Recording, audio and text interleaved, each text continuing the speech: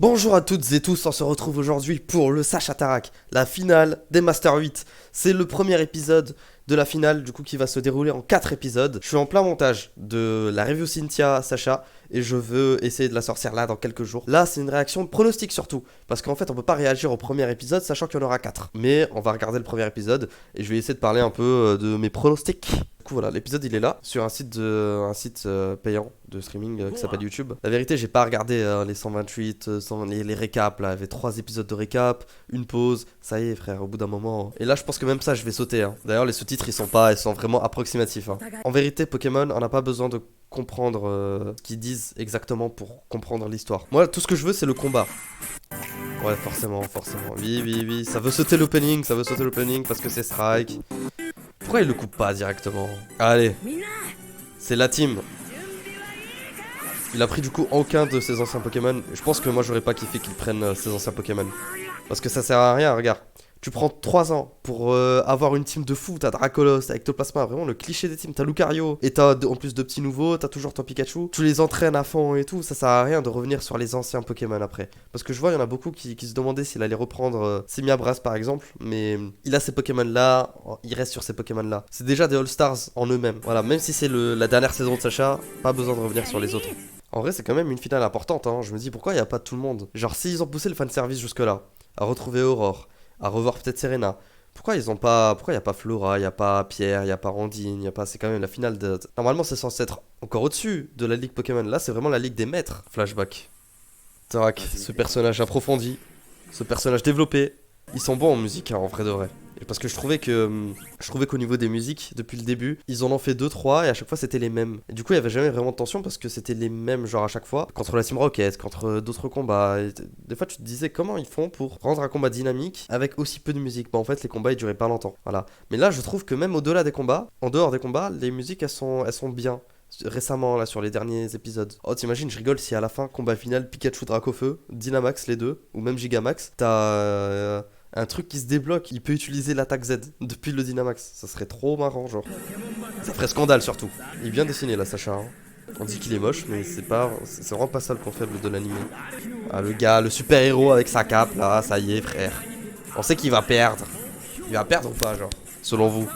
On critique beaucoup l'animé, et moi le premier, mais il y a un truc quand même qu'ils ont réussi à bien faire, c'est qu'on sait vraiment pas là pour le coup si c'est Sacha ou Tarak qui va gagner. La vérité, on parierait plus sur Tarak, mais Tarak on l'a jamais vu combattre.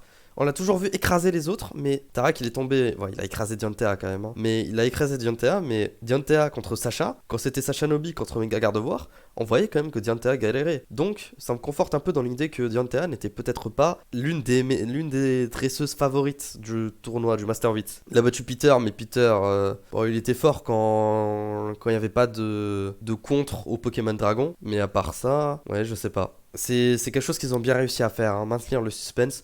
Parce qu'on sait pas ce que sera l'animé d'après, vu que là ça avait l'air d'être un animé un peu All Stars. Voilà, tu sais pas si après il y aura Sacha, peut-être qu'il y aura Sacha, mais du coup est-ce que là ils vont le faire perdre? Est-ce qu'ils vont le faire gagner? S'ils le font gagner, est-ce qu'il y a un intérêt à reprendre Sacha dans une autre aventure? Qu'est-ce qu'il y a? Droit à 1, il a dit qu'il a le droit à 1 pour... Non, pas... En gros, là, ce qu'il vient de dire, bon, je pense que vous l'avez compris, hein, ce qu'il vient de dire, en gros, c'est le speech habituel. Faut choisir qu'une mécanique entre la méga évolution, le Dynamax et tout ça. Et là, Tarak, il est en train de dire non, on va se battre en utilisant tout. Donc, ça va être un combat surcheaté, en utilisant tout. Et du coup, comme on a vu le Crystal Z Pikachu, j'imagine que le Pikachu aura son attaque Z. Je sais pas. Mais je pense pas que... Ah, mais imaginez, ma théorie du début, elle est vraie, genre. Imaginez, ce sera Gigamax Pikachu avec l'attaque surcheatée. Ouais, non, ça va faire scandale, ça par contre. Du coup, Mega Lucario. Il y a que 3 mécaniques, hein, parce qu'il n'y a pas encore le Terra Crystal. Ouais, ça va être un combat total. En vrai, je pense que s'il gère bien, ça peut être un beau spectacle. Par contre, on est déjà à moitié d'épisode, le combat il a pas encore commencé. Hein, donc, ils disent 4 épisodes le combat. Moi je dirais plutôt 3 et demi. Hi. Hi. Ouais, c'est bon, c'est accepté. Allez, la musique de la 5G là. La Ligue Pokémon de la 5G. Pyrobut, il a les 3 starters, Tarak. Hein. Mais là, c'est un Pyrobut compétitif. Là, c'est pas le Pyrobut de Go. C'est quoi comme attaque ça? Ah, c'est. Ok. C'est l'attaque Pyrobut, Tyrobut, un truc du genre. Ça, je peux. C'est quoi comme attaque ça? Parce que ça ressemble pas à l'attaque où il prend un caillou et ça se transforme en boule de feu. Hein. Malgré que c'est ça, mais genre la manière de... Ou alors il fait ça avec du sable. Ah, il a peut-être fait ça avec du sable et pas une pierre. Et du coup ça neutralise en fait l'attaque de Pikachu. Ah, libéraux, j'ai capté. J'ai capté.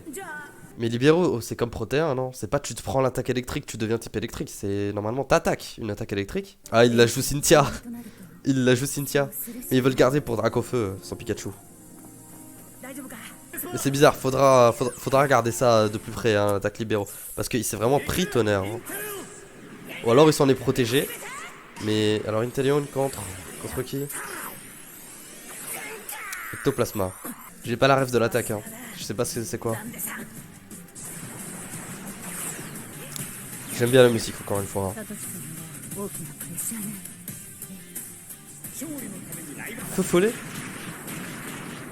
Et ça marche. Alors feu follet c'est une attaque de statue, mais que ça marche sur de l'eau, j'aurais pas pensé, hein.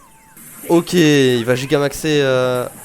Ok, donc ce sera l'attaque Z pour Pikachu et la méga évolution pour Lucario. C'est vrai que Ectoplasma, il voulait, à un moment dans l'anime, il voulait le Gigamax. C'est bien, hein, il utilise ses cartes, hein. Et c'est ça que j'aime bien, parce que contre Cynthia, je parlais de ce style direct, de toujours vouloir que ces Pokémon entretiennent une rivalité avec les Pokémon adverses. Ça veut dire, par exemple, le Amphinobi, il voulait le garder pour le Dracofeu de Alain, dans la Ligue de Kalos. Là, il attend pas que Tarak Gigamax son Pokémon pour Gigamaxer le sien, tu vois. Là, il la joue quand même un peu stratège, il la joue Cynthia, en fait. Entre les deux yeux. C'est quoi, c'est entrave? Il y a des trucs qu'il faudra vérifier, hein, parce que moi je suis plus très sûr que l'attaque Gigamax de Ectoplasma fasse l'effet d'une entrave. Là j'ai l'impression que c'est une entrave, ou je sais pas c'est quoi, mais il faudra voir, parce que ça serait bête qu'ils aient fait des erreurs stratégiques. Ok, ça c'est le max poison. Il va pas mourir d'une vibra obscure quand même. Ah. Si l'épisode finit sur une égalité, c'est intéressant. Le premier KO a été fait par Sacha. Ça, c'est intéressant, ça. C'est intéressant. Parce que Tarak, il est là, il écrase tout le monde. C'est toujours lui qui fait les premiers KO. Et là, du coup, c'est Sacha qui commence. Après, ça veut pas dire qu'il va gagner. Mais j'aime bien le déroulé du combat, pour le coup. Maintenant, faut remettre les choses dans leur contexte. Hein. Sacha, il a plus de Gigamax. Tarak, il a encore toutes ses mécaniques. Voilà. Mais je trouve quand même intéressant le fait que ça change un peu, que c'est pas...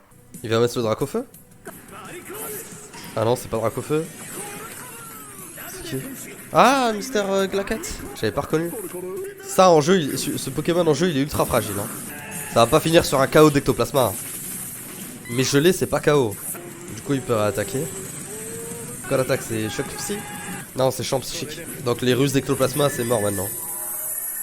Ok, là c'est fini là. J'aime bien les musiques, j'aime bien le début du déroulé du combat. Pokémon en fait c'est ça qui font le mieux avec cette série là. Faut pas chercher à savoir Go qu'est-ce qu'il fait, les petits combats là qu'est-ce qu'il fait. Mais dès qu'il y a des combats en plusieurs épisodes, ils prennent le temps, ils sont bien animés, je trouve, ça va. Et ils sont bien scénarisés surtout. C'est original, ils ont fait preuve d'originalité pour du Pokémon. C'est Sacha qui a asséné le premier KO. Même si, il faut se remettre les choses dans leur contexte, même si Tarak n'avait pas mis KO le Ectoplasma, après Tarak c'est Tarak hein, quand même, hein, bah il lui restait le Dynamax qui ne restait plus à Sacha. Alors mes pronostics, il y a moyen. Alors là il y a plusieurs théories qui me viennent. Parce qu'à la base c'était soit Sacha gagne, soit Tarak gagne. Mais il se pourrait que Sacha joue très bien, il joue même super bien, qu'il se fasse connaître dans le monde entier, encore plus que maintenant, en jouant comme un taré, mais qu'il perde quand même. Et du coup, le fait qu'il ait perdu, mais en donnant tout et en faisant un combat mais magnifique, eh ben, les scénaristes auraient la possibilité d'emmener Sacha à Paldea, pour la région, pour la saga suivante. Parce qu'en vrai, je verrais pas un animé sans Sacha, mais tu peux pas être champion du monde et aller à l'école. Non, tu étais champion du monde, tu continues ta carrière. Ou alors, on arrête de parler de toi. Enfin, c'était le maître des maîtres. C'est bon, t'es le meilleur dresseur. Moi, j'aimerais bien quand même qu'on montre un Sacha qui termine son aventure. Un Sacha, voilà, il a gagné, il est au sommet, il existe encore, mais un peu à la manière de Red. Et pour l'animé d'après, tu développes un vrai personnage. C'est l'occasion de faire un vrai reboot, avec un vrai personnage développé, une vraie histoire à raconter. Tout en faisant un animé fleuve, hein, tu peux faire ça. Son but, du coup, serait de battre Sacha. Tu vois, un truc du genre. Et ce sera un gosse de 10 ans, forcément. Ah lui, alors, faut regarder les libéraux. Libéraux, ça fait quoi, le talent libéraux? Forme, talent, libéraux, le Pokémon prend le type de la capacité qu'il utilise. À un moment, il prend le type électrique. mais il a pas utilisé d'attaque électrique. Donc ça, c'est une incohérence pour moi. Il s'est pris une attaque électrique, mais c'est pas camouflage son talent. Camouflage, c'est le talent du Pokémon Caméléon là. Keldéon. Keldéon, hein. Ça s'appelle vraiment Keldéon? Que Keldéo, il y a Keldéo. Est-ce qu'il y a vraiment un Pokémon qui s'appelle Keldéon? Non, c'est Keldéo. Comment il s'appelle le Pokémon Caméléon là? Je suis rouillé, hein, ça fait longtemps que j'ai plus rejoué à Pokémon. Hein. Mais c'est bien, tant mieux, comme ça laisse l'occasion de redécouvrir ça en let's play avec un challenge et tout. Ouais, je vous tease, hein, les choses comme ça. Kecléon, c'est pas Keldéon. Que là, vraiment, il a pas utilisé d'attaque électrique, il a utilisé vraiment une attaque feu. Moi, de ce que j'ai compris, il s'est servi D'habitude, tu te sers du caillou pour faire l'attaque signature là. Là, il s'est servi du sable. C'est un peu logique, y a pas de caillou. C'est très intelligent, c'est pour ça que la balle a été un peu bizarre. Et c'est pour ça que ça a contré le Pikachu. Après, le problème, c'est que le tonnerre de Pikachu a touché le Pyrobut. Et le Pyrobut a pris le type électrique après ça. Et Tarak explique que c'est le talent libéraux. Il a lancé une attaque feu, même s'il y a du sable. Ça veut dire que c'est super efficace sur Pikachu, certes. Mais, enfin, je crois pas.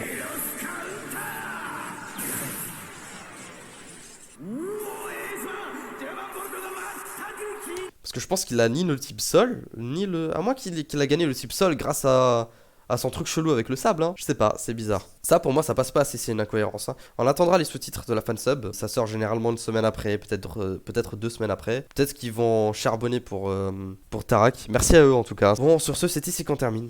Voilà, merci d'avoir regardé. Passez une bonne soirée, bonne journée. Au revoir.